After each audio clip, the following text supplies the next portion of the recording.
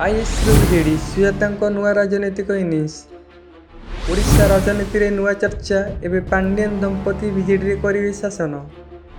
ବିଜେଡିରେ ସୁଜାତାଙ୍କ ଏଣ୍ଟ୍ରି ପରେ ଦଳରେ ଅସନ୍ତୁଷ୍ଟ ଅନେକ ବରିଷ୍ଠ ନେତା। ସୁଜାତା କାର୍ତ୍ତିକେୟନ ବର୍ତ୍ତମାନ ବିଜେଡିରେ ଯୋଗ ଦେଇଛନ୍ତି। ସେ ପୂର୍ବରୁ ଜଣେ ଆଇଏଏସ୍ ଅଧିକାରୀ ଥିଲେ ଏବଂ ଚାକିରିରୁ ଇସ୍ତଫା ଦେବା ପରେ ସକ୍ରିୟ ରାଜନୀତିରେ ପ୍ରବେଶ କରିଛନ୍ତି।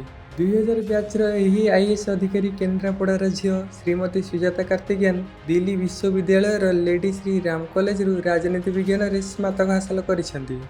ପରେ ସେ ଜବାହରଲାଲ ନେହେରୁ ବିଶ୍ୱବିଦ୍ୟାଳୟର JNUରୁ ଆନ୍ତର୍ଜାତୀୟ ରାଜନୀତିରେ ମାଷ୍ଟର ଡିଗ୍ରୀ ହାସଲ କରିଥିଲେ। ଶ୍ରୀମତୀ କାର୍ତ୍ତିକେୟନଙ୍କ କ୍ୟାରିୟର ଓଡ଼ିଶାର ମାଓବାଦୀ ପ୍ରଭାବିତ ସୁନ୍ଦରଗଡ଼ ଜିଲ୍ଲାରୁ ଆରମ୍ଭ ହୋଇଥିଲା, ଯେଉଁଠାରେ ସେ ଅନେକ ସାମାଜିକ କାର୍ଯ୍ୟକ୍ରମର ନେତୃତ୍ୱ ନେଇଥିଲେ।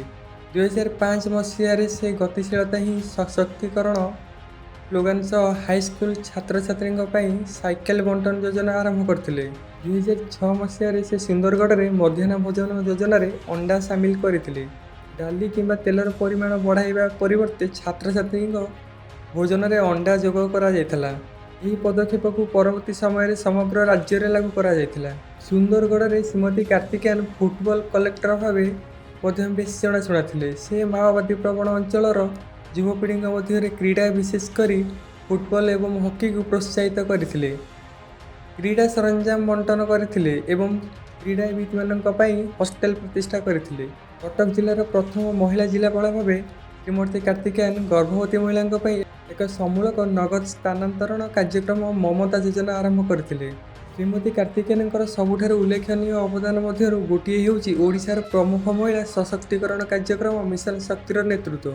ତାଙ୍କ ମାର୍ଗଦର୍ଶନରେ ଏହି କାର୍ଯ୍ୟକ୍ରମ 70 ଲକ୍ଷ ମହିଳାଙ୍କୁ ସହାୟତା କରିବା ପାଇଁ ବ୍ୟାପକ ହୋଇପାରିଥିଲା, ଯେଉଁଥିରେ ମହିଳା ସ୍ୱୟଂ ସହାୟକ ଗୋଷ୍ଠୀ SHG ପାଇଁ ବ୍ୟାଙ୍କ ଋଣ ସଂଯୋଗୀକରଣ 7 ବର୍ଷ ମଧ୍ୟରେ 500 କୋଟି ଟଙ୍କାରୁ ବୃଦ୍ଧି ପାଇ 15 କୋଟି ଟଙ୍କା ହୋଇଯାଇଥିଲା। ସାଂସ୍କୃତିକ ବିଭାଗର ସଚିବ ଭାବରେ ତାଙ୍କର ସ୍ୱଳ୍ପ କାର୍ଯ୍ୟକାଳ ମଧ୍ୟରେ ଶ୍ରୀମତୀ କାର୍ତ୍ତିକେୟନ ଭୁବନେଶ୍ୱରରେ ପ୍ରଥମ ଓଡ଼ିଆ ଭାଷା ସମ୍ମିଳନୀ ଆୟୋଜନ କରିବା ପ୍ରମୁଖ ଭୂମିକା ଗ୍ରହଣ କରିଥିଲେ।